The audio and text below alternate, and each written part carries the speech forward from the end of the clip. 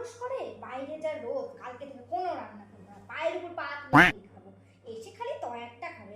কি গো পটলের মা দিদি? ওই যে এসছে পুটির মা, নিশ্চয়ই আবার আজকে কোনো তরকারি রান্না করেনি, বলবে দিদি তরকারি দাও।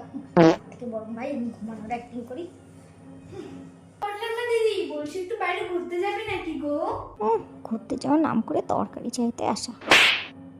কি গো পুটির মা, ইস আজকে আমি আর কোনোভাবেই বাইরে যেতে পারবো না গো, আমার পায়ে খুব ব্যথা, আমি পাই ফেলতে পারছি না। আজকে কোনো রান্না করিনি, কোনো রান্না না, শুধু জল দিয়ে ভাত করেছি, আর কিচ্ছু রান্না করতে পারিনি। ও আচ্ছা, আমি শুনলাম পাশের বাড়িতে নাকি ঝগড়া হয়েছে, তাই আমি তোমাকে বলতে এলাম যে তুমি যাবে নাকি আমার সাথে। ঠিক আছে দিদি, তুমি রেস্ট করো, আমি এখন যাই তাহলে। আরে দাঁড়াও দাঁড়াও, আমি রেডি। কি হলো, তাড়াতাড়ি চলো, দেরি হয়ে যাচ্ছে তো, আমি